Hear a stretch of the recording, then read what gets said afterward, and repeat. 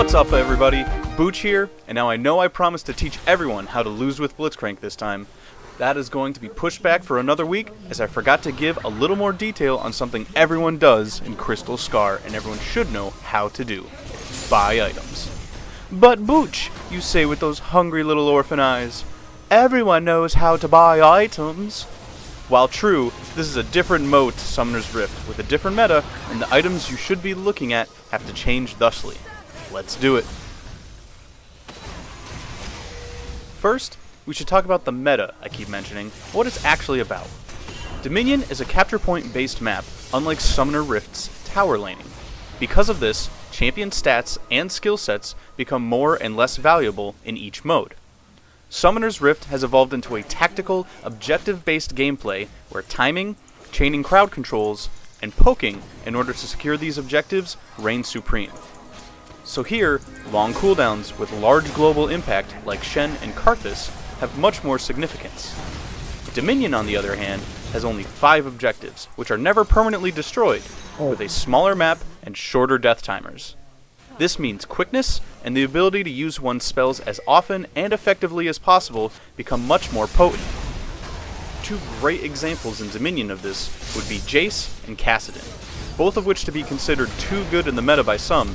Their ability to always be in the fight and strike from a distance make them excellent candidates for Dominion.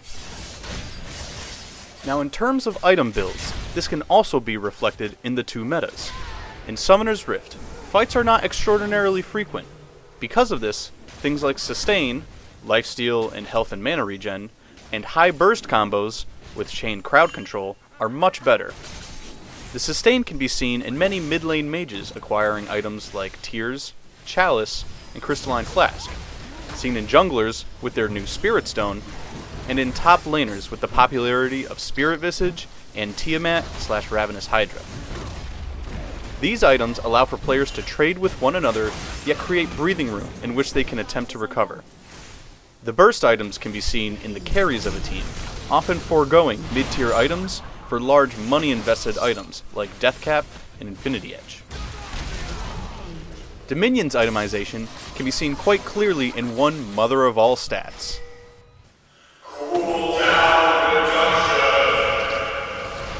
This is the most important stat for all Dominion champions. The pace of the game is much faster. Fights are a constant thing, and if you are still waiting for your Thresh Hook to come off cooldown, well, you're out of luck. Because of cooldown being so important, it is very common to see almost any attack damage based champ with a Brutalizer, any mage with a Fiendish Codex, and any one with a glorious Kindle Gem. It's so beautiful. It's so beautiful.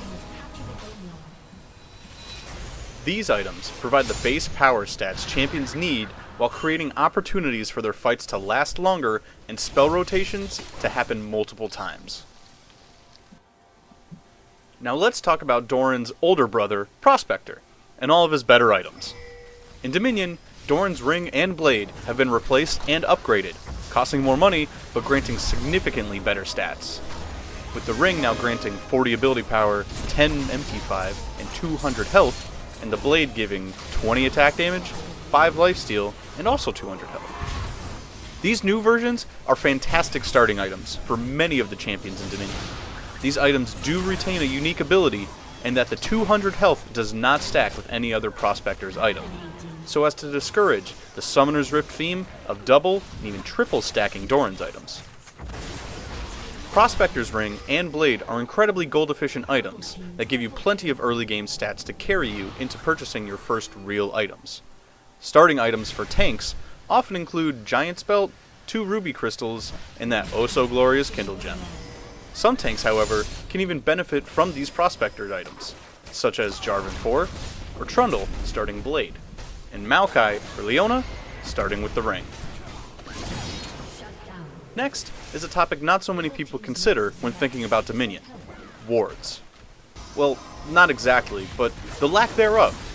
Since Dominion's jungle area is so small, wards have been disabled, but that doesn't mean you have to run blindly into that 4-stacked bush camp, oh no. Riot has graciously blessed us with 2 very powerful items for handling Crystal Scar's lacking jungle vision: Rez's Lantern/Lightbringer, and Hextech Sweeper, Statistics aside, these items have a wonderful activatable much similar to that of Corky's phosphorus bombs, in which a large area will become very glittery and reveal anyone in that zone, those who walk through it, our great Lord and Savior's Teemos Shrooms, and all of those pesky stealth champions. Since the outer ring of Dominion is laced with bright sunlight, all of the nerds must retreat into the jungle as to remain unburnt and unseen. Because of this, spontaneous engages often happen here, and keeping tabs on where your opponents are could save your life, or end theirs. In terms of late game builds, things start to get a little diverse and freelance.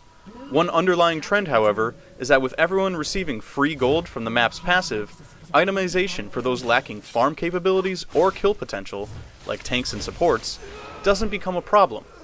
Because of this, these champions are able to purchase very tanky-oriented items, creating a necessity for items like Last Whisper on ADs and Void Staff on mages. It is not uncommon to see a tank running around with upwards of 200 armor and or magic resist around the 15-minute mark, and if you plan on dealing any amount of damage to him or her, I highly recommend these items. So, if you were paying attention in that last bit, tank and support players, don't forget to build beefy. You are the kinds of champions with the highest chance of getting multiple spell rotations off during fights. The tankier you get, the more you can aid your team. With that in mind, items like Frozen Heart and Spirit Visage are wonderful options.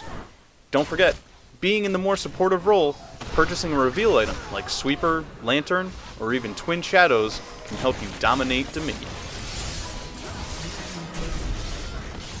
Well, that's it for this time, everyone.